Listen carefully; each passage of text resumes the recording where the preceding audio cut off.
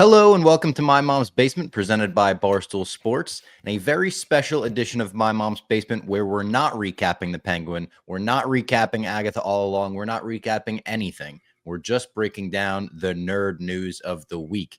As we lead into Thanksgiving, we'll have Thanksgiving next week. Clem, I already see you've got the fall Thanksgiving attire on. I love to see it. You look like Chris Evans in Knives Out right now. Oh yeah, you know what? This is kind of it's the blue shirt, the navy blue. I couldn't wear that white. Let's be honest. I know I just No, get stuff all the over it. white, yeah, you spill something on it. Yeah, that's It's too risque. rambunctious. It does kind of look like that shirt though, and I love that shirt. And if it wasn't white, I would have bought that shirt when they had like discovered it and put it online. But yeah, Sienna has a big musical performance tonight, I guess we could call it. It's Ooh, her after school program. It's Broadway, so a bunch of different kids, they sing and do whatever, and she has a solo song, Almost There from Princess and the Frog or whatever. I've never okay. seen the movie, but it's a delightful song and we cannot wait. And I said, you know what, I'm going to dress up for the pod today because I have a reason to be dressed up. There's not a lot of reasons to dress up. Usually it's hoodie. Today would be more sweats than shorts, but today we're gonna doll ourselves up for the pod. You called it a very special episode, Bob, so I'm happy I wore a very special attire for it. I think it is a special episode because as I was compiling the news and all the stuff to talk about, we talk about this when we don't have a show to recap. It's kind of like, oh, what are we going to talk about? Like, is there going to be enough news for us to really get a full show out? And there's a lot this week. And there's a lot in the DC world specifically. It's another week where I don't want to sound like a broken record again, but like imagine telling us just a few years ago, you're going to have a bunch of DC news to talk about. And it's all going to be good. You're going to be excited about all of it. Like, it's crazy. DC is the leadoff hitter this week, which is something I did not see coming. I'm trying to think of like a hitter in Major League Baseball that like it's basically DC is Giancarlo Stanton, kind of left for dead a few years ago, right? And then by like the end of the playoffs, there was almost no one you'd rather see come up than Giancarlo Stanton, right? So that's kind of where we are. Crazy to see it. So I figured we would start with just fallout of the Penguin finale. Obviously, last week we recapped that. There's been a few things that have trickled out since, Colin Farrell saying he's got 5 or 6 scenes in the Batman 2. He signed on for 3. I think we touched on that as well.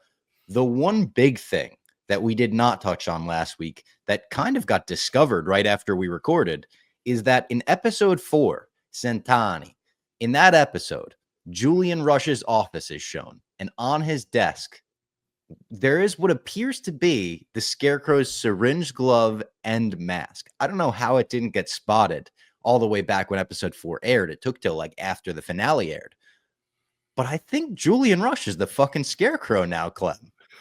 He's the Scarecrow. Maybe he's the guy who creates the Scarecrow even, right? Maybe if they're doing that Joker stuff where he's not the guy, but he's the guy who inspired the guy or something like that. He weaponizes someone from Arkham. Is that where the Scarecrow originates as Arkham? I don't know my Batman here. I don't want to get called out. I think it's basically the origin that they gave him in the Nolan movies, where he's like a doctor at Arkham, which is what Julian Rush is. And I've even seen some theories.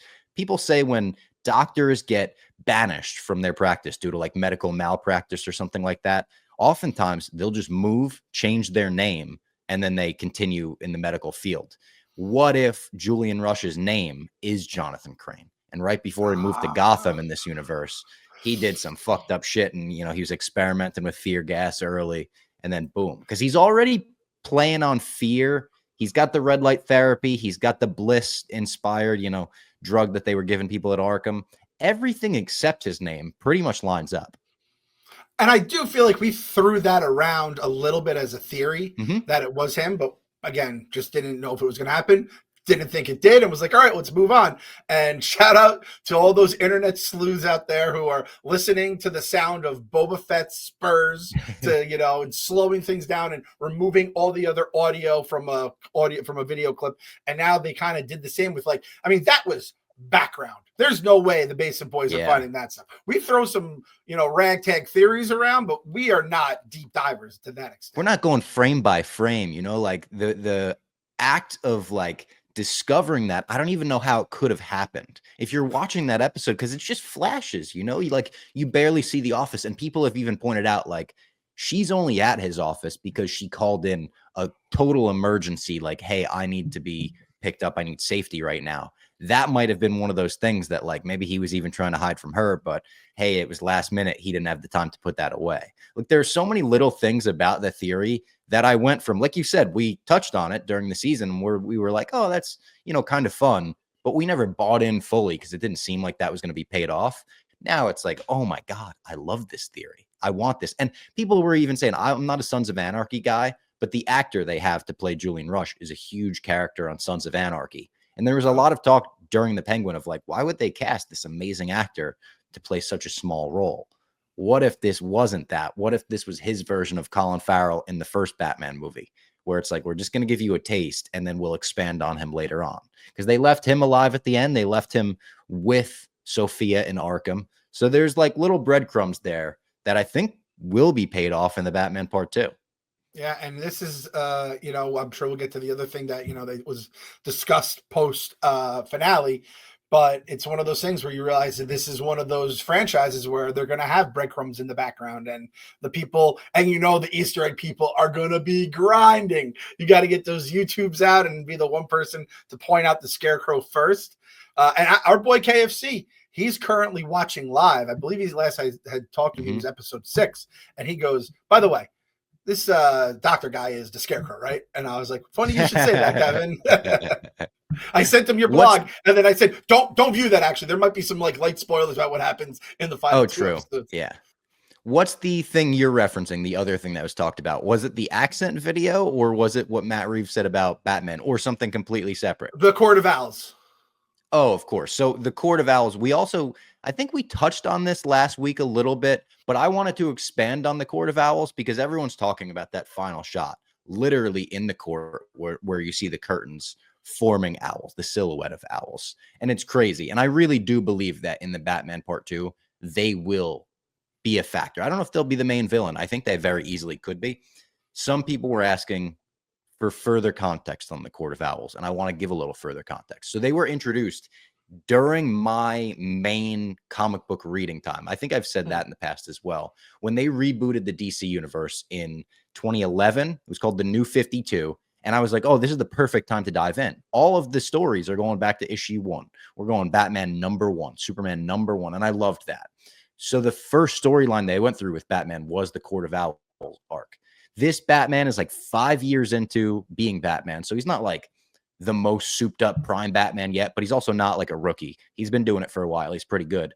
And he starts to discover that the Court of Owls has been underneath Gotham running things all along as this secret society who sends assassins named Talons. And they have this very cool outfit, like an owl kind of style outfit, to kill high figures in politics and power if they don't align with the court's ideology or whatever it is. And Bruce starts to like look back into his own history. And there was this guy, Alan Wayne, who I think was his uncle or his great uncle. And he like built up all the skyscrapers in Gotham and had this superstition about 13, the number 13, like hotels do. So not only would he skip over that floor, he would just say, build a 13th floor, but we're not doing any construction on it. Leave it like bare, empty, whatever. Bruce starts to go to these 13th floors and realizes they're all hideouts for the Court of Owls. And like, maybe they had a factor in killing his uncle. Maybe they didn't. There's a lot of like, what's real, what's not. They trap Bruce in this labyrinth. They have a labyrinth that like drives people crazy. And they reveal that they've been running Gotham for literally centuries, for hundreds of years. I don't want to reveal too much because I do want to recommend the actual comic run to people, because there's even some twists and turns with who the Talon winds up being. Really cool stuff, and very strange and culty in that high society way. I really think it's perfect for the Matt Reeves universe. This Gotham that they've built, to find out that, there's been people moving the strings all along behind it underground on these 13th floor sky rises. Like, it kind of plays into what we already had in the Batman Part 1 of Robert Pattinson discovering a little bit more about his parents and how their history is a little darker than he thought, with the Arkhams, even with getting involved with Falcone in the first place, Falcone is the previous universe. But I really think the Court of Owls is next for the Batman, for Pattinson.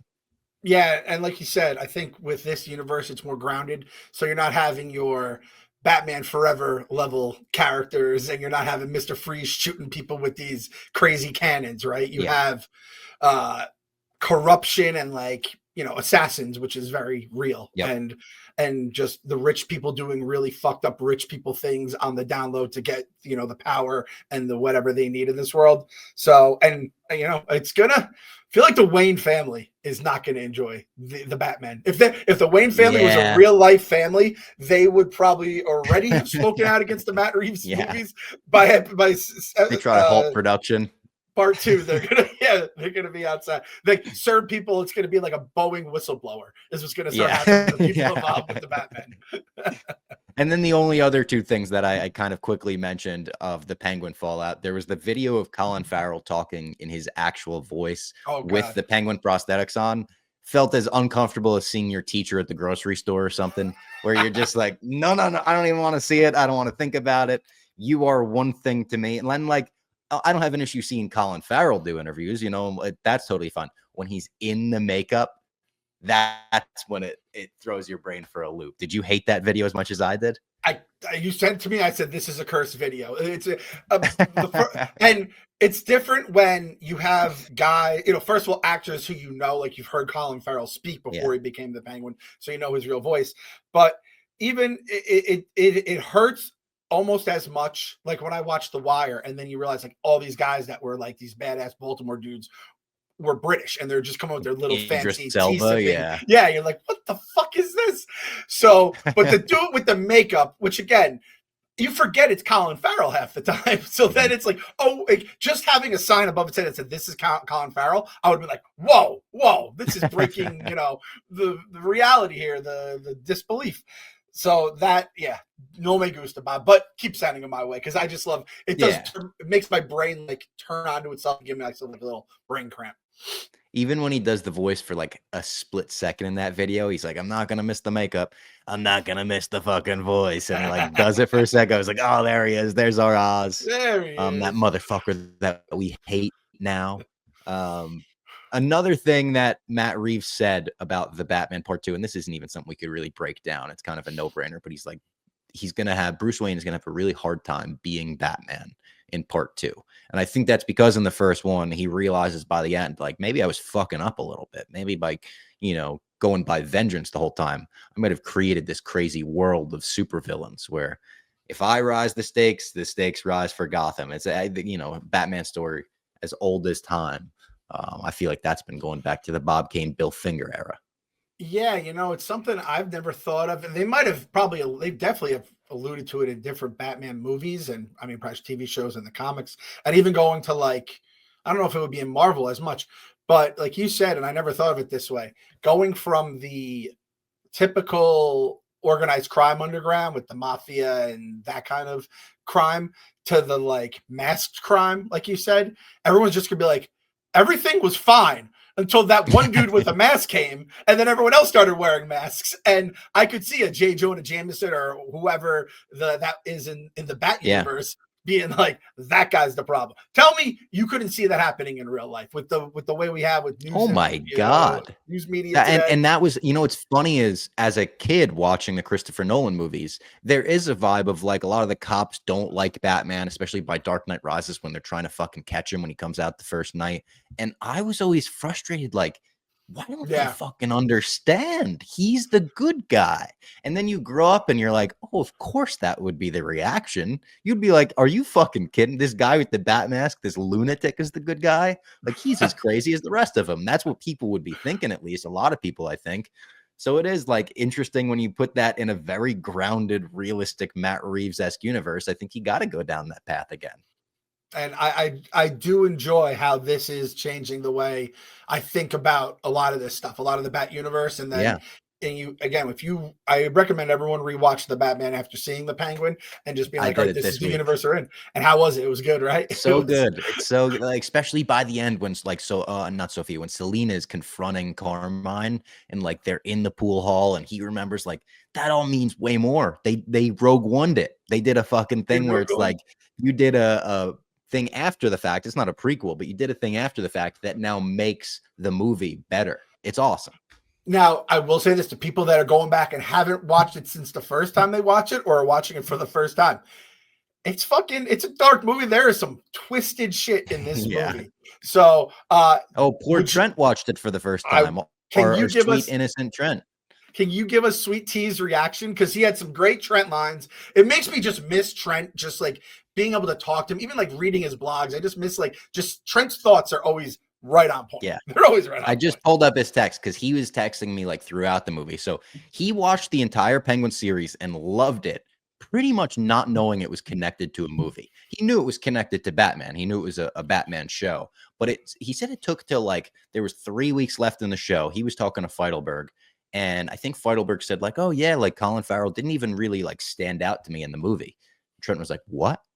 He's like, what movie? What movie you're talking about? So he found out the Batman's movie and he saved it for after the show. Because obviously you didn't have to watch the movie to watch the show. Glennie did the same exact thing. Glennie watched the movie afterwards. Glennie didn't love the movie. He said it was a bit too dramatic for me and a bit too, I think, scary. Glennie doesn't like scary things. It's called scary. Now, Trent, kind of the same thing, though. Trent doesn't love scary things. And he doesn't, I don't think he loves like long 3-hour movies. So it took him a few days to warm up to the idea of watching it, but he eventually did. And then I knew he was watching it when I just got the all caps text, Nirvana Batman. I was like, okay. He started it, right? And then I get a text, legit fired up to see Oz, parentheses, even though I hate him, which is classic Trent. I loved that. And he said, I also just like this Gotham a lot, which we talked about. This Gotham is one of the highlights, I would say, of the Matt Reeves universe so far. It's just the way Gotham looks, the way Gotham feels like a character. This was a take that I loved. Local news in Gotham will offer a quick warning and then show literally any video on its airwaves. It is very close to like E-Bomb's World or like, I mean, like the sickest. Yeah, Live Leak. It's Live Leak. That's what it was. Videos. Live Leak. That was the one. I remember when I first started at Barstool, I started like just finding different sites that had videos and stories, and then we could blog off of them, right? Mm-hmm. And I remember I had Live Leak, and then at one point I was like, I got to take this off of the bookmarks because I can't keep seeing like hostage beheaded videos. Just like the thumbnail doesn't have anything in it, but just knowing what's about to happen in that thumbnail, I was like, I can't do this anymore. And, it's too dark. And Gotham, the Gotham GP or whatever the fuck their station was, they just show it live. Like, hey, quick disclaimer: if you like turn you said, the TV it's very quick. It's like you might want to, have children leave the room for this one. It's disturbing, and then it's like beheading video. Guys, it's crazy. Explodes. So great take from Trent. And then he only had like 2 more. He wrote "Dope Batmobile," and then he said at the end, 10 out of 10, great movie. Wow, he's all in. 10. Trent's all in on this universe. We love it. We need to have Trent on at some point. Maybe we just have them on for the legitimate Batman 2 review. It's just to get his thoughts straight from his. It's gonna, and I'm telling you, the amount of excitement that's gonna be for that movie, and they have to deliver now. Not unfortunately, but it's now heightened expectations. But think about all the people in the office who wouldn't have cared before the Penguin series, and now are going to be there opening weekend. And Trent's going to be one of them, I think. Dave said one of the greatest shows he's ever seen in his entire life. And that's not a compliment guy. Dave's not a compliment guy. Frankie Borelli is there. Like these people, probably would have been there no matter what for Batman Part 2. But now everyone is like, this is one of the most anticipated movies in years. It's awesome. Another movie that I would say is not quite as anticipated. Apparently, Daniel Craig is rumored to be signing on as Sgt Rock at DC Studios, directed by Luca Guadagnino. I'm probably butchering that last name. He's the guy that directed Call Me By Your Name. He also directed a recent Daniel Craig, I think it came out this year, movie called Queer. He's known for like very gay movies, I think. Like a lot of his movies have like gay themes in them. Sgt Rock. You think you're a DC fan, you think you're a diehard, and then you hear a character like Sgt Rock, and you're like, who the fuck is Sgt Rock? I don't know who the fuck this guy is. So I did a little research. Sergeant Franklin Rock is a World War II soldier who first appeared in 1959 in a series called Our Army at War. Not very creative series title.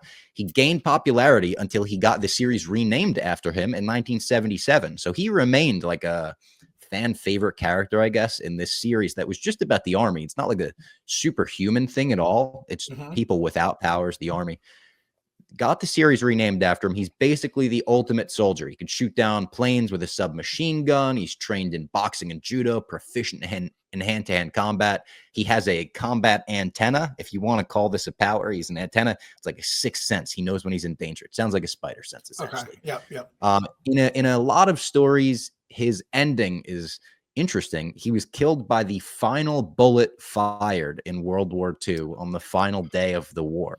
There's also a lot of stories where he survives the war. He goes on to meet other heroes. He's in Flashpoint. He meets Batman. He meets Superman. I think he meets Wonder Woman, the Suicide Squad. Strange headline when you hear Daniel Craig is about to sign on to play this guy, someone most of us have never heard of. That being said, it's James Gunn's DCU. I had never heard of the Guardians of the Galaxy before James Gunn started production on that movie. So, I'm going to keep an open mind, but certainly a headline I never expected to read. Yeah, the James Gunn made me care about the Guardians. That has some serious legs to it. And I can compare this to, and for my fellow Giants fans, they will nod their head in agreement. When the Giants won the Super Bowl after the 2007 season, every time the Giants started 0-2, we're like, they started 0-2 in 07, and they beat the Patriots, who were undefeated. And that lasted, and there was many seasons where the Giants would start 0-2, especially recently. But basically all the way to the end of the Coughlin era, even when Eli was there, we're like, hey, they can do it again. And those two Super Bowls kind of coming out of nowhere were like awesome. And the greatest, especially the 07 was one of the greatest sports moments of my life. Probably the greatest I'll ever experience. But it always got your hopes up for every season, when there were some seasons we had no rights having our hopes up, and they kind of ruined our brain like that. So yeah. I think the Gunn Guardians thing does have, like, I'll give it 3 movies and like 2 TV shows. But the thing is, he also has the Penguin on his record, even though you know what though, he's also got Peacemaker, dude. Peacemaker's another one where it's like, who the fuck knew Peacemaker? And now it's like, we can't wait for Peacemaker season 2. That's true. He gets Peacemaker, and I understand. He's the reliever who came into the game after, like, everyone had, the game was decided, or he came in and the offense just scored 100 runs. It's like he had no real hand in Penguin, I don't think, right? Like, I think everything was basically I don't think so. On its way to being done. But yeah, so because of that, Sgt Rock, and I also, based on what you're saying, it sounds like Sgt Rock is essentially the James Bond of World War II soldiers, where it's like James Bond, he may not be the greatest hand-to-hand combat and shooter and whatever, but every time you're like, oh, James will get out of this one, no matter what happens. And I read he's always calm, like he's always got this calm, suave demeanor, kind of James Bondish. Is it just going to be James Bond, but he's doing the Knives Out voice for being an American? Oh God, I can't take that Knives Out voice. Oh, every time I get excited about a new Knives Out, I'm like, I also love it, but it's also like a lot for my brain to just comprehend. It's like one every couple of years to, like, you get like 2 hours of that Southern drawl every couple of years. Yeah, and I could see them pitching, or James Gunn pitching this movie to Daniel Craig, and he's like, listen, Daniel, it's James Bond without the James Bond expectations. And I guarantee he's like, listen, I wanted to keep being Bond. It's just all the other shit you probably have to do that comes with being James Bond. He probably didn't want to deal with anymore, right? Maybe. So it's like, boom. And the paycheck will probably be pretty fucking Bond-like when it's all said. Yeah, he could probably like sleepwalk through this movie, like from a acting perspective. Like, yeah, I've done this a couple times, dude. I know how to be a fucking action star. There will be like a scene where he's like, Bond, James Bond. Like, no, wrong movie. Rock, Sgt Rock. Like, he's Are you a Bond guy, by the way? I feel like we haven't really talked Bond much on this podcast. I think we talked about it because I'm not a car chase guy, and that's always a staple of Bond movies. But I appreciate all the what's the word I'm looking for? The movie. It happens in all the movies. It's like tropes. I appreciate all the James Bond tropes. So that's why I love Austin Powers so much. But like, you watch a Bond movie, Star Wars guy too. Like, the tropes are like what a classic thing in franchises. Yeah, exactly. So hot girl in the beginning, even hotter girl at the end that he gets. Cool. You're gonna have the car chase, gadgets, car, all that kind. I'm also not a car guy in general, but all that other stuff. Coolest dude on the planet. I probably missed like the second half of the Craig Bonds, and I feel like I should probably try to dabble in the best of those. And Mission Impossible, I didn't watch any of the newer Mission Impossible that sounded like they were pretty good. So what a binge that is for you. I'm probably more of a Mission Impossible guy than I am a Bond guy. Like, I've seen some of the old Bond movies, but I haven't seen most of them. I've mostly just seen a couple of the Craig ones. I haven't seen, like, the last one. But I really like them. Casino Royale, I think, is, like, one of the greatest action movies I've ever seen in my life. But I'm not, like, I can't call myself a Bond guy. I could see Yeah. myself becoming one day, though. I could see myself going down the rabbit hole, buying myself that, like, 25 movie box set or something and just binging throughout a summer. You have a little love of the people overseas, the English there. You know, there's a Oh, lot yeah. there with Oasis, the Beatles, all that kind of The stuff. Just kind songs of just cooked in. I've got rolls Live through and them. Let Die right there for me. Yeah. Which was the one? I don't see. This thing is, I couldn't tell you like which Bond movie stuff happened in. I can tell you like I know GoldenEye. I know a couple other things. There was one where he was naked and they would like he like used like a ball and like a whip that like he Oh, hit that's him with a Casino ball. Royale. That's Casino Royale, right? That's what I Yeah. thought it was. And I remember seeing it being like, Devastating. I couldn't watch that. I wanted to crawl out of my seat in that at that moment. Yeah. Yeah. Horrible. Horrible. Speaking of James Gunn Peacemaker news, James Gunn says all of Peacemaker season 1 is canon to the new DCU, except the Justice League scene at the end, which you could kind of figure because obviously that's the old Justice League. We're going to get a full new Justice League.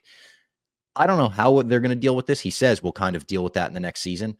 I think based on the fact that it was a quick scene at the end of a huge chaotic battle and Peacemaker was already, I think, having hallucinations at the end of the season, I think you can chalk that up to him being concussed after the battle and him being like, yeah, when the Justice League came down and everyone being like, you keep saying that. Nobody else saw that. Like, was that a dream? Like, you could do a very meta joke about it in the same way they did the Iron Man 2. Like, hey, it's me. Let's deal with it. I don't have any doubt that they'll be able to write around that. I also don't think it's like too big an issue. I don't think any fan is going to be like, well, I can't buy into season 2 because they had Jason Momoa in season 1. Like, I don't think that's an issue. It's funny because I saw the headline and it said Peacemaker 1 is all canon except for one part. And I didn't click the story and I said it's probably the Justice League part. I was hoping that wasn't the case because that joke is LOL funny. I might go watch the scene after we're done just to laugh at it again. So yeah, there's so many easier ways to just get around that. I'm not concerned. Like if people should be happy because we're going to get a better Justice League, a new Justice League and everything. I'm more concerned. It's like, it's a pretty high fucking standard I have for Peacemaker right now, right? I think we said Flamin' Hot was our chips. Remember we did like a chips review instead of a fast food review? I think it was like Flamin' Hot Doritos or something. Or we gave them a lot of love for that. So I'm just really even the intro. They said they're redoing the intro, which was like, oh, they got balls. You could just reuse the season. I guess maybe you can't because characters in the season 1 intro are dead now. So, but they could have just like replaced those characters, done the same song, the same dance. And people would have been like, oh, this is amazing still. But they said they're redoing it full top to bottom. I don't know if they'll keep the same song. They should. And this kind of goes to James Gunn too. The way he's dealt with like pretty much every song in all his like comic movies, they're perfect. So it's like, I know he's going to choose. I wouldn't have known that song at all if it wasn't for that show. Same here. Same with a bunch of songs in Guardians. Yeah. Keeping the James Gunn news rolling. First Superman trailer is ready. It's on his hard drive, and it's rumored to release in theaters next month with Mufasa the Lion King. If that's true, if they're going old school with us and putting it in theaters first, where you literally can't see it online first, which is what they did with the How to Train Your Dragon trailer this week. It was theaters first. Like I saw bootlegs before I saw the official one. They're going to fucking get a ticket purchase out of me. Like, I will go see Mufasa the Lion King to see a Superman trailer. And I haven't bought a ticket to see one movie to see like a trailer since I think like Dark Knight Rises. And granted, that was a Mission Impossible movie. So I got to see a good movie right afterwards. But it was like I was going for the fucking, they had in IMAX, you could watch like the first 8 minutes of the movie or something. I was like, oh my God. I think I will have to. They will not get my money to watch Mufasa. I might go see the trailer because Superman is my guy, as you know. But I will not watch that movie unless the reviews come back about that movie being so fucking good that I have to see it. The live action remakes there.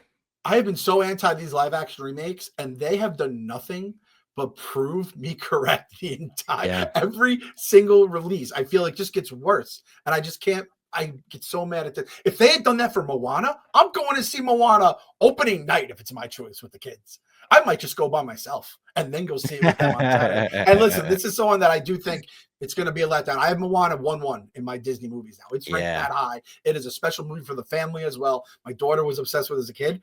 But if he threw that on the top, you're dealing with Moana, you got Superman. That's what you got to do. And do you think they didn't think it was be ready for that? Because you can't tell me Moana is good, or you can't tell me Mufasa is going to be bigger than Moana. Even though those they're projecting Moana 2 to be the biggest animated movie of all time, which is currently Inside Out 2, which is like, inflation or whatever. But they're saying it's going to break all the records that one just set. But the thing is, those live actions do bank too, and it doesn't make sense. They do. I don't know. The Lion King live action did crazy bank, and yeah, exactly. I didn't talk to anyone that saw it in theaters, but I will say we're saying this, and I agree with everything you're saying about the live action remakes. There was part of me that was like, this How to Train Your Dragon one looks pretty fucking good.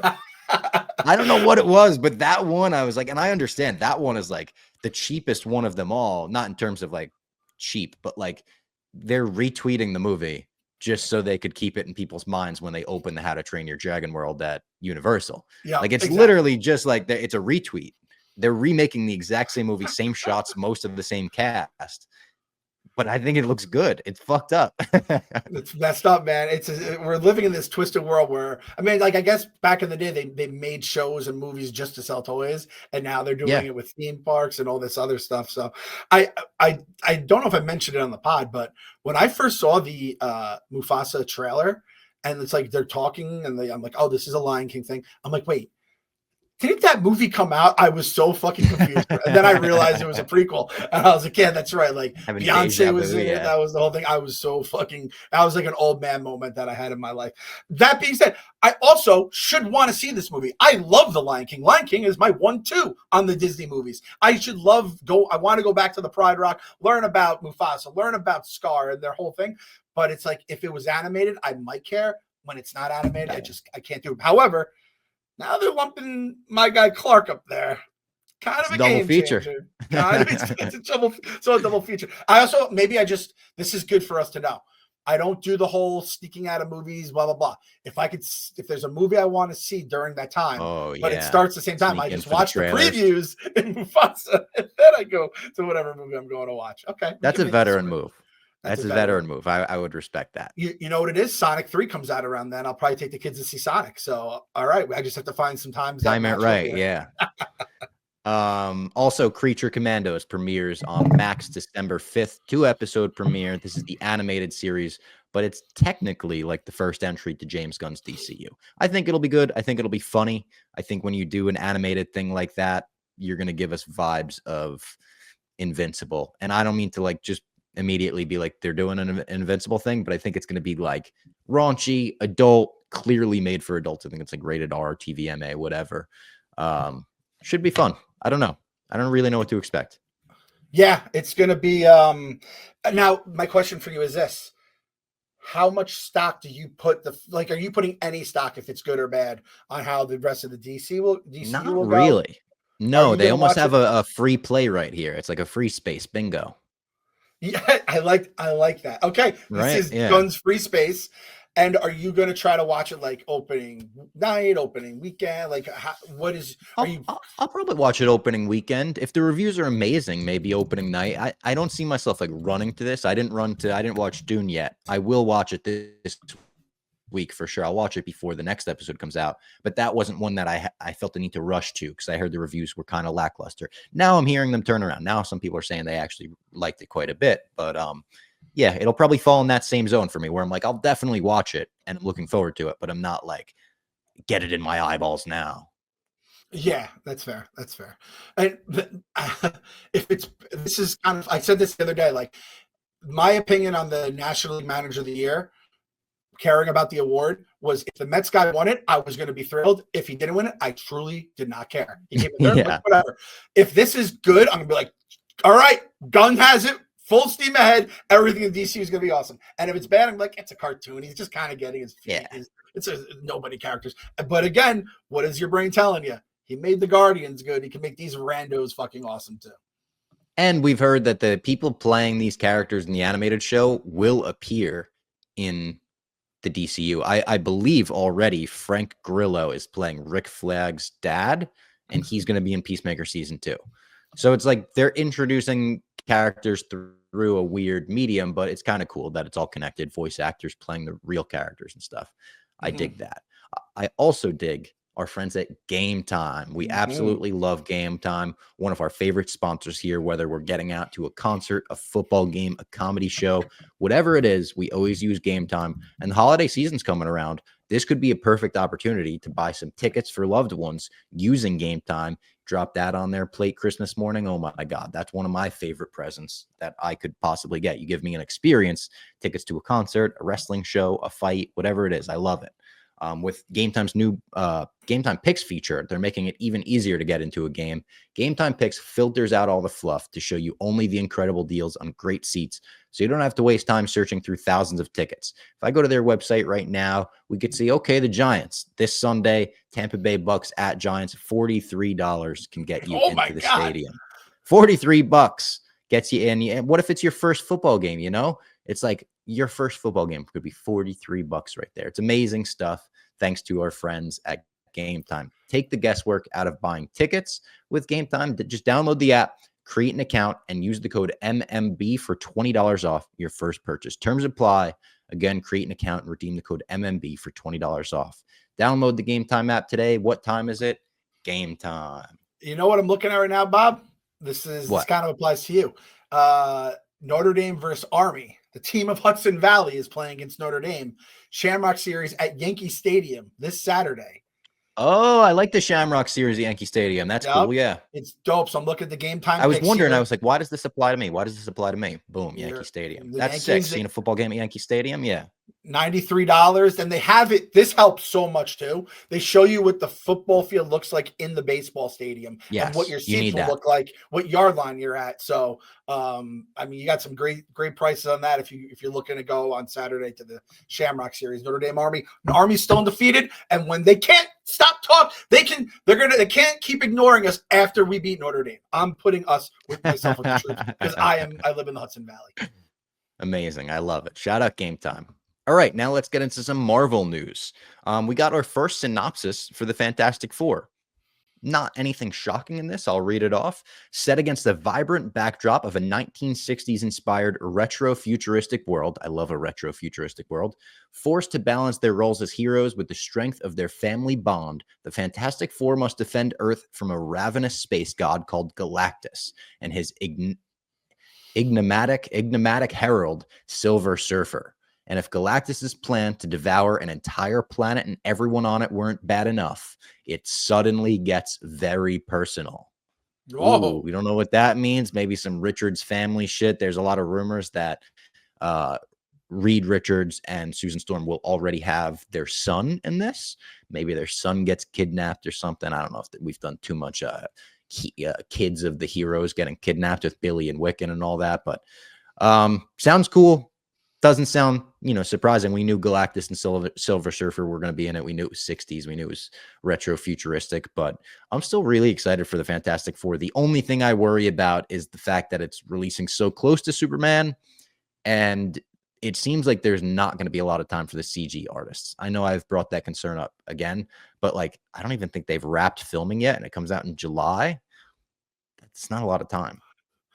And you're dealing with Galactus and the Silver Surfer and the Fantastic Four and their powers. You're going to need some CG. That's not going to be one of those. That's not a Christopher Nolan. We're going to do it all practical here. Yeah, exactly. I forgot the Silver Surfer was in it, to be honest with you, until you said that. And it's the Ozark girl. Yeah. Ruth from Ozark. And she is awesome. So I don't know what to expect from all that. But this whole Galactus thing, I've said it, it just is a lot for my brain to take in. And I didn't know if he was going to be the main guy in it, and it sounds like he is. And I'm just going to have to put my faith in. I don't even know who's doing all this stuff, so it's I can't. Jeff Loveness, who did WandaVision. Okay, and I guess I trust the Feige when it's all said and done. It is on the wall, not flickering in my house, but it's flickering in Bob's basement, so that's fine. One of the signs is flickering, so. Whew. Again, I'll be honest, I didn't love the T-Man in the comics either because the whole cosmic side of Marvel was just too much for me to understand, and he became my favorite character in the universe. So I have faith that they'll do an all right job with this. excuse me, it's Matt Shackman who did WandaVision.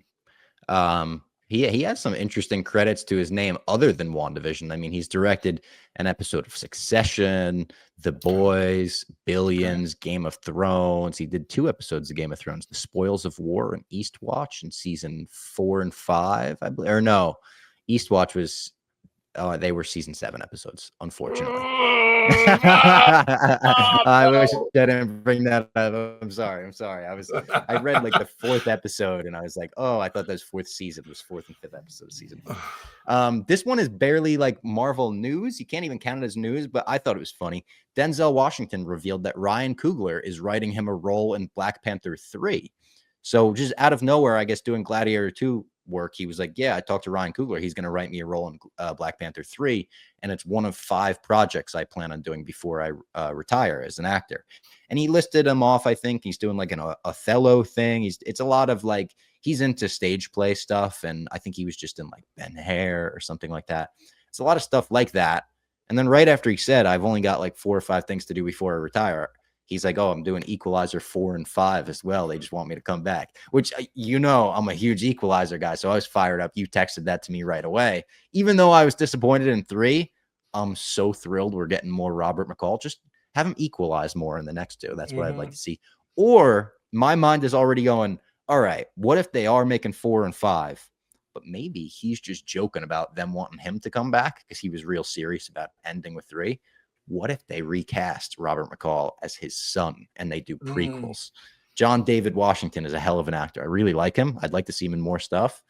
I'd like to see that. Denzel refused to get off the red carpet for the king. They were like, hey, the king has arrived. You got to like go inside.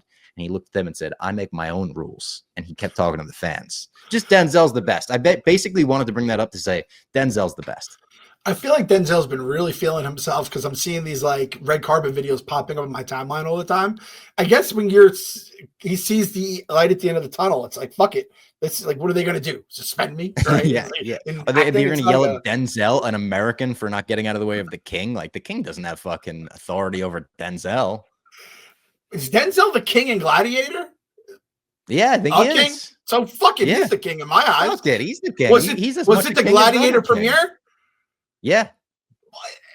Denzel is the fucking king when it's the Gladiator premiere. Yeah. Even you should tell a king to go inside. Other kings in this world, Denzel is the motherfucking king. Get out of here. And the only other Marvel news I had, since Deadpool and Wolverine is now on Disney Plus, they also have The Assembled on Disney Plus, the behind the scenes documentary. It's very good. It's another like 40-50 minute one. I loved it. I thought it was great. They revealed that one of the concepts for the movie was basically what Jose told us the Deadpool's Secret Wars book was. The concept was that Deadpool was in the MCU all along, and the movie would take us through Deadpool's deleted scenes, where it's just like he was in every movie. I want this to be a thing still. Like, I don't care if it has to be a short. I don't care if it has to be an animated thing. I don't care if it's a comic. I would love just in Elseworlds, you know, say it's not canon. I don't care. Throw Deadpool in MCU scenes and let's see where he would wind up. Deadpool being just off screen on all these fucking moments would be so funny. Tony Stark's bleeding out and he's like, oh shit, Tony, that looks terrible. Like, you look really bad, man. One of the other Avengers like has to hold him back and they're like, dude, not now, or like something like that right before he's like on screen. That'd be great. That'd be awesome. Like it was going to be like, I mean, again, when they say like we planned or stuff, I'm sure some of this stuff was stuff said in the writers' meeting one time and they laughed about it and moved on. But it was going to be the first half of Thor 2 was going to be like, and then it like goes on a different direction halfway through. That would be so funny too. I love this stuff. I don't know if people are sick of Deadpool yet, but I certainly am not. Like all of the commercials they're putting out. You see the commercial they put out with Blind Al and Deadpool, the Disney Plus one. Oh, it's so good. They're sitting on the couch watching something with the Wolverine popcorn bucket and they're eating whatever. And Blind Al reaches her hand in and it's on Deadpool's lap. And he just looks up and she looks up and he goes, welcome to Disney Plus. He did the old popcorn bucket trick to her. I like that. That's very good. Fun stuff. We finally had to get rid of the popcorn bucket we got from that night. It became like warped, you know, the size. And I was like, the the kids using that, I just don't feel right about It's a on bit many phallic. ways. And they just don't understand what's going on, which makes it kind of hilarious. That's why we kept it around as long as we did. But everything Deadpool, this is the thing about Deadpool. It doesn't need to be deep. It's very not deep. It's not going to hold up like the other Marvel movies, but you're going to watch it every few years and just get your laughs. You're going to be like, that was cool. That was fun. And you go about your way. It's not where you're going to watch Endgame and be like, holy fuck. And it's going to knock your socks off every time. And all the little things like the stupid pizzas they're coming out with, even. I laugh at that. I'm like, they didn't really need to do a pizza, but they did. Good for them. All right. Before we get into the Star Wars news, we got to talk about a new sponsor. And Clem, this is a sponsor that if you would have told a 6th grade Robbie Fox that Turtle Beach would one day sponsor my podcast, I would have been blown away. Clem, when I was growing up, if you didn't have a Turtle Beach headset, you weren't cool. You might not have been playing with the boys online, because without a Turtle Beach, you're playing Call of Duty, you're playing Halo, you're playing whatever. You need to hear the footsteps coming up on you. And before Turtle Beach, you couldn't do that. It was through your TV and you had the headset on to talk to your friends. Turtle Beach combined the two, where it was like you're going to have the game and you're going to have your friends all in one. I'm telling you, I begged my mom to take me to GameStop. I was like, my friends don't want to play Call of Duty with me. They say I'm bad, and the reason is I don't have a Turtle Beach headset. Did the Turtle Beach make me better at the game? That's still arguable. I've never been the best Call of Duty player, but this is a crazy sponsor for us to have. I'm telling you, it was literally like the item to have growing up as a video game player. So thank you, Turtle Beach, for sponsoring the show. They have this nice ad read here. It says, "'Twas the night before Christmas, and under the tree a gift was waiting, one that would change every game from then on." Remember what it felt like to unwrap your very first headset? That joy. Oh, I remember. He remembers, folks. Thrill of plugging it in, stepping into a whole new world. Give that same experience all over again with the Turtle Beach Gen 3 Stealth 700 headset. And you hear that Stealth 700, that just sounds awesome. We always have that one friend whose headset always seems to die right when you're down to the last 2 teams. That was me back in the day. Turtle Beach's Stealth 700 headset has an insane 80-hour battery life with quick charge, so you barely have to think about charging it. The Stealth 700 is the industry's first ever cross-play dual wireless transmitter. That means you can seamlessly switch between your consoles and a PC with the click of a button. So you could do, like, I believe that helps you with doing a Discord. If you have a Discord on PC and shit, but you're playing video games with them, very easy. Get the ultimate immersive gaming experience with Turtle Beach today. For a limited time only, head to turtlebeach.com to get access to their site-wide holiday sale. After your purchase, they're going to ask you where you heard about them, and please support this show by telling them we sent you. My Mom's Basement, that is. Save big and don't delay. Happy holidays from Turtle Beach. Shout out Turtle Beach. I think that's now through Cyber Monday. They've got the sale going. Amazing headsets from Turtle Beach. I've been using them since I was in middle school, literally. I mean, that is as made for a basement too. The Basement Boys are all about the video games and the headsets and playing online video games with your friends. And you need the headsets. Like you said, that's something you don't know unless you live through it. Hearing the footsteps. It makes. And I'm way into the new Call of Duty as well. I'm more into the new Call of Duty than I've been into a Call of Duty since I was in like high school. The new Call of Duty is awesome. I'm addicted. When I'm not playing the game, I'm thinking about playing the game. I'm like a level 41. I only use one gun too. People at the office, Meek Phil, they're all making fun of me. They're like, you don't change your gun. I use the very first assault rifle they gave me. It's like the XM4. It's awesome. It's the only thing I need. I got all the camos for it. I got all the little scopes for it. I love it. One Gun Fox. What a fucking Fox. I love learning everything about your video gaming past and present, for that matter. And the fact that Turtle Beach was such a big part of it. The other day, AJ had a half day and I was on the dog walk. So I needed to like have him just focus on the TV. He wanted to play Fortnite. And I was like, dude, I'm recording though. Can't really have you boom, boom, boom, boom, boom. Yeah. Turtle Beach on. And he was just locked in for an hour straight. I was able to record and everyone walked away happy. So shout out Turtle Beach. If you're a parent, I'm telling you, if you've got a kid in middle school, if you got a gamer, this is the fucking present. You put a Turtle Beach under the tree or, Hanukkah present, whatever you're celebrating. This is the fucking present. I'm going to come tell My Mom's Basement sent you. Most important piece of hardware you can get. You can get your different games, different softwares. You're changing the game with the hardware here. Yes. All right, let's get into some Star Wars news. So this is interesting. We only really had one piece of Star Wars news, but I love Star Wars. I like including them as a big factor of the podcast, as a pillar of the podcast. So I have one piece of news, real quick, kind of a nothing thing, and then one just fun fact that maybe you didn't know about Star Wars, and maybe the listeners didn't know about Star Wars. That'll leave you with something to talk about around the water cooler tomorrow. The news item, kind of a nothing thing, to be honest. Rey will play a role in several Star Wars films being developed. Nobody knows which one will come first, whether it's like her own movie or this new trilogy that's being talked about. But they have taken the Star Wars film set to release in December of 2026 off the slate. Whatever it was, that ain't happening. Typical Lucasfilm shit, where it's just like, all right, Rey will play a role in several Star Wars films being developed.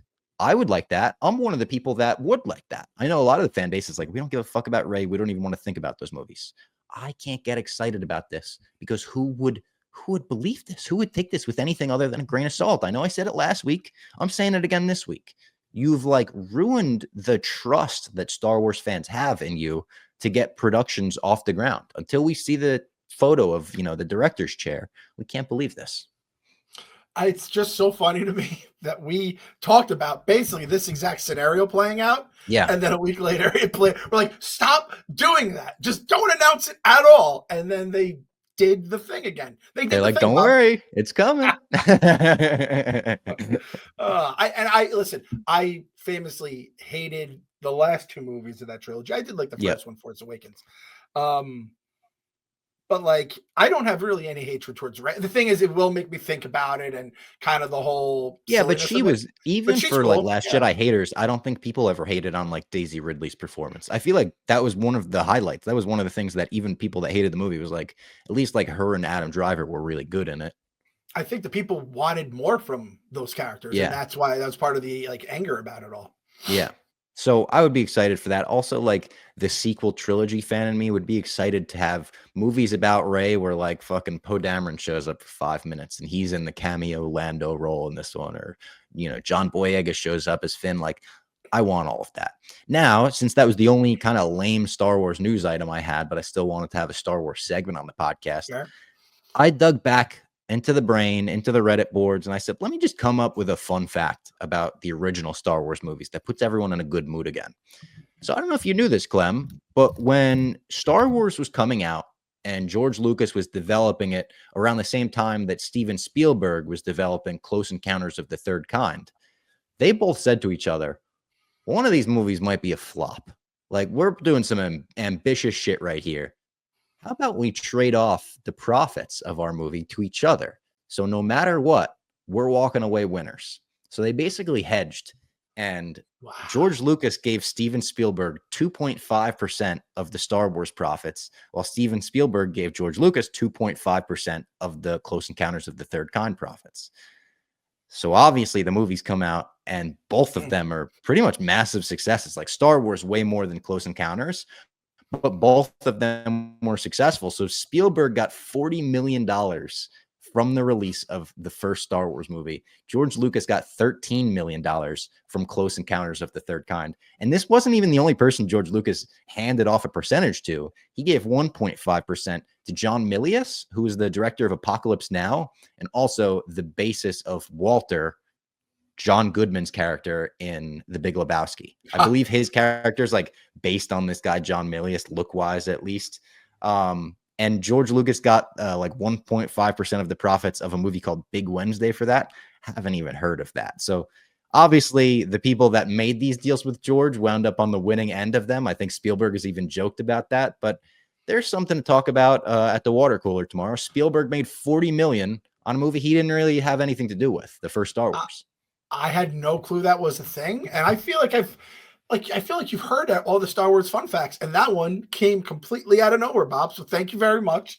I appreciated that. I also appreciated, you're the one who, we talked about this, I think last week, the John Williams documentary that they had on Disney Plus, and just the way Spielberg was like interacting with them, I just thought it was like the coolest thing. Like just old buddies, old pals, yeah, just laughing about how you did this or you did that, and It's like, I just think him and George probably have the same relationship. And again, I don't think George is, scraping, looking under the couch for nickels at this point, after No, Star Wars. yeah, he's 4.2 Bailey sold it for or whatever. Yeah. It's probably the only reason he was able to sleep before the movie came out was knowing, hey, I do have like a parachute because I know Spielberg will make something awesome. And this fucking Wednesday movie, whatever the hell that is. Big Wednesday, yeah. Yeah. Whatever that is. Yeah, and George would famously, he would always go to Hawaii when his movies dropped because he was like, hey, if I get the call that there weren't like box office projections back then. So you would get the call like, hey, your movie bombed. Like the day it came out, they'd be like, no, fail. And he's like, if I get that call, I want to be on a beach in Hawaii. So he got the call in Hawaii like, hey, you're going to be famous for the rest of your fucking life. Like, this is the biggest movie of all time. And I think Star Wars, another fun fact about it, I don't have the exact details of it. Star Wars was only going to be released in like X amount of theaters, but 20th Century Fox, I think, was putting out like some adaptation of a book that was going to be, they thought was going to be big. So they made a deal with the theaters where they were like, if you want this movie that's the adaptation of this famous book, you got to put Star Wars in your theaters as well. And they were like, I guess we'll fucking put Star Wars in our theaters. And then it wound up being absolutely massive. And I don't think anyone saw the book movie. Yeah, there was, what was that book too? I feel like I heard about that. Rinsler? No. I don't know what it was, but there was definitely something connected where it was like theaters were basically being like, no thanks on the fucking weird sci-fi thing with the actor nobody's heard about. And then it's Star Wars. Changes the world. I love hearing people who like were alive for it and just being like, you don't understand when that shit. I love talking to people that were alive for it. Yeah. I even love like just so different. Yeah, I love asking like my mom questions like that. Like this morning, just out of nowhere, I texted my mom and I was like, what was the absolute scariest movie you ever saw as a kid or a teenager? Like, just like, what was the movie that got the people talking like that back then? And immediately she wrote back, The Exorcist. No doubt. You would believe you got possessed by the devil or something. And I was like, I got to admit, Mom, I told her, I was like, I've never seen it. I've only seen like clips of like the exorcism scene. I've seen a lot of the famous scenes. But now my mom said we got to watch The Exorcism together. That'll be a fun father-son watch, or father-son, mother-son watch. I could tell you, like, for the 80s kids out there, I think people would agree with me. I didn't watch any of these because I was a fucking pussy. I'm still pretty much a pussy when it comes to scary movies. But on the grounded level, Jaws. Because everyone went to the ocean. And you were like, I am not going in the ocean anymore because of Jaws. My brother wouldn't go in the pool after he saw Jaws. Yeah, there you go. I mean, I think there were people, I remember there were people like my neighbor who were like, I saw Jaws. And then I think Nightmare on Elm Street, because it's like the thought that like you didn't want to go to sleep because then Freddy was going to get you. It's like, that is such a twisted fuck thing to do to somebody. And it's like literally, if you watch those movies and then go to sleep, there's a decent chance you're going to have a nightmare like about the movie. That's like, what a mental vortex they put you in with that. Yeah. It's so fun. Whoever thought of that. And I guess if you let your kids see that, I mean, the thing about the 80s, no one gave a fuck. Like, guys, do whatever, kids, just get out of my hair. And then they went, they saw it, and then your life was ruined because they'd be sleeping in your bed as like teenagers because they were scared Freddy was going to kill them. And I will say this, I'm talking about that Star Wars reaction. I think I tweeted it out the first time it happened. I watched Star Wars with AJ, and it was obviously the scroll. He was like, oh, that's cool. And then when that, and I turned the volume up, and when the ships are going and the Star Destroyer is shooting at Leia's ship, he went, whoa! Like, and this is a kid that's been raised in the, a world of computer graphics and all this shit. And even that impressed him in, whatever that was, 2020 or whatever. Yeah. One more ad read before we get out of here. It's Celebrity Mint. Celebrity Mint, we told you about last week. It combines collectibles with stuff that's actually worth something. It's like a monetary thing you got there. Celebrity Mint is leaving their mark on the collectibles industry, merging the world of sports memorabilia and precious metals. Precious metals, that's just an awesome thing. Founded in 2023, this innovative brand is redefining traditional collectibles by introducing the first legal tender trading coins featuring iconic moments from the world's biggest names in sports and pop culture. Their gold and silver collections feature a range of products from legendary figures like Mike Tyson, just got back in the ring this weekend, Ric Flair, Pete Rose, rest in peace, including limited edition legal tender trading coins and precious metal chibi collectibles depicting the most iconic moments from the world's most notable sports icons. These collaborators highlight the brand's unique approach to blending iconic sports moments and pop culture luminary figures with high-value collectibles. With new releases from Mike Tyson and Jake Paul, maybe you get the new releases and it's like you got it the same year they fought. In the future, you tell your kids about that fight and it was like, boom, maybe it's worth something one day. I can't guarantee that. I can't legally guarantee that, but maybe, you know. Celebrity Mint is revolutionizing the way fans and collectors commemorate their favorite icons. My Mom's Basement listeners can visit celebritymint.com/Tyson-Paul and then use the code Robbie10, ROBBIE 10 for 10% off. Visit celebritymint.com to sign up and be the first to know when new products drop. And then I've got a few random headlines, super random. Potpourri? This one, Potpourri, the first of the three I have here. I think it's a headline that you caused. I think you're the Franz Ferdinand of this headline. Yes. Listen to this headline I read, Clem. Disney Plus will soon allow users to pause subscriptions as an alternate to straight up canceling them. I heard that. I was like, they're listening to the basement. And they're like, this motherfuckers. Like, you could have paused for a few months, Clem. Why didn't you just pause? They're like, we got to make a fucking feature for Clem. I appreciate it, Disney. When you're telling me about like the assembled that was on, I'm like, well, I don't know if that's good enough for me to resubscribe. At some point, I'm going to have to resubscribe to be able to watch the shows in the basement. That, I mean, let's be honest. I think Disney kind of sees the writing on the wall where they're like, we can't just keep coming up with shitty new shit, but we also don't want everyone to cancel once the new shit is done with and, you know, whatever else is coming out. I think the pause, I would be paused right now. Because I know I'm going to come back. You knew you would be back eventually, yeah. And or I don't even know. Skeleton Crew's like 2 weeks. I guess I was kind of I was like, maybe Robbie handles Skeleton, but we already did Agatha where you described to me, and it sounded like that was worthy of maybe, I don't know if it was we'll see. I mean, let's be honest. If Skeleton Crew is the Acolyte level, knock on wood, I don't want it to be that level. Maybe we do the first couple recaps and we say we're going to start doing news shows like this where, you know, Skeleton Crew will have a segment on it or something like that. I think that might be the move. But yeah, I love it. I also like, since I subscribed to Disney Plus, like release day, I've been there forever. Yeah. I now get to like look into these different packages, and I'm not an ESPN Plus guy or you could do the Hulu or something maybe. Or I could maybe package it, and I think I'll end up paying less than I was paying because they tripled the price. I see offers like that all the time, and I'm like, wait a minute, like should I cancel my current thing and just get this offer? Because like they're offering me to pay less, but I kind of like having my queue and my I'm a sucker for that stuff. Where I'm like, would I have to reset all my shit? I don't know. I was doing the yearlies and I was just locked in. So I'm like, whatever, next year I'll figure it out. I think I'm on the monthly or something, but I'm day one too. That's the other thing. I was like, what if one day they offer a fucking cool piece of Star Wars merch to day one subscribers and like I canceled I have these weird nerdy thoughts that only a nerd would have. But you know what? Every nerd's been there because I know I've been there, and I'm sure a lot of people are kind of nodding their head, being like, "I don't want to miss the exclusive." That big E word can make a lot of things move. An exclusive collectible. Yeah. Another headline, another one that I feel almost the exact same about as I do with the Star Wars Rey headline. A Game of Thrones movie is in the works. HBO confirms. They said it's very early in the process. When I read that, I don't really have faith that we're going to see a Game of Thrones movie right away. Like, until I hear that they're in pre-production. We heard this about Jon Snow. They were like, Jon Snow, he's coming back. We're going to have a new show probably for their investors call or something. And then a few months later, Kit Harington was like, yeah, we couldn't figure out a script that made sense. It's like, well, fuck, man. Why did you announce that before a script was in place? So the thing that threw me off, because they said early stages of development, and I'm like, all right, they use development. That must mean there's something a little concrete there.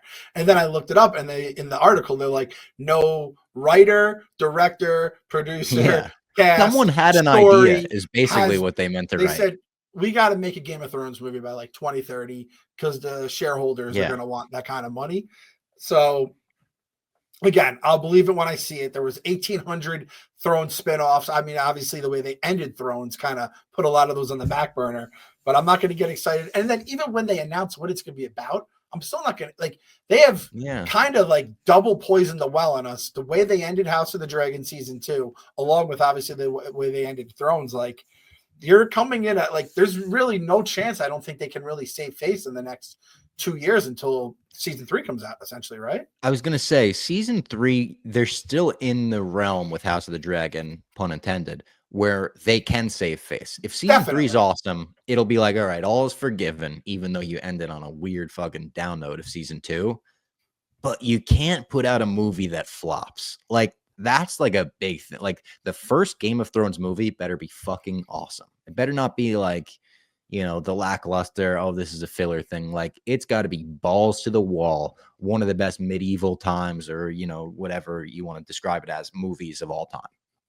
And the thing is, I understand why they can't do a lot of with a lot of Thrones, because George R. R. Martin, like if you read the books, they say like it's 100 pages just to describe like the butterflies Yeah. of that Yeah. like kingdom or something. Like it's crazy. So it's so dense, all that shit. You have to just think of how many like the first 3 Thrones episodes you're still learning their names, and you're Mhm. kind of just learning where the kingdoms are and all that kind of stuff.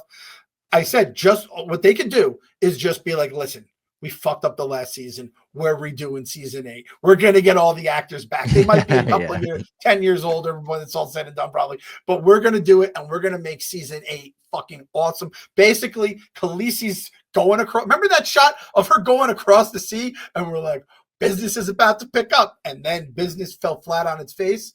If they could just basically from that moment on, they have to change stuff though. You can't just give me a Battle of Winterfell that I can see, and Bran had the best story, and that's their entire reasoning for everything. But I would buy a ticket day one for that. I just don't think it's going to happen. But that's like my I would dream. be in for even just like do an Arya Stark show. The way they left Arya Stark at the end of Thrones was like, oh, she's going to be a pirate. Well, that seems fucking cool. Why are you ending on that note? Like, do Arya Stark as a fucking pirate with the fucking needle stabbing people. I'm in for that show right away. What's Maisie Williams doing? No offense, no disrespect to Maisie Williams. What's she been up to? What are any of them doing? What are any of them doing? A lot of them, yeah. Kit Harington, that poor sucker. They cast him as the Black Knight in Eternals. Like, we're ever going to see him again? Sophie Sansa. Turner, I read she's going to be Laura Croft. She just got, I think, That was which kind seems of like, weird. I'm not going to too. lie, seems like weird casting. Yep, don't understand that. Sophie Turner, the last thing I think of her is a brunette. And you don't have to be a brunette to be Lara Croft, but she's literally a redhead and then a blonde at first. And, it's like, I don't know if Laura Croft is like has the craziest personality, but as Sansa, she was so stoic and that worked. But she was also pretty stoic as like Jean Grey, and it didn't work. I don't know. I don't mean to crap on them. I like them in Thrones, obviously.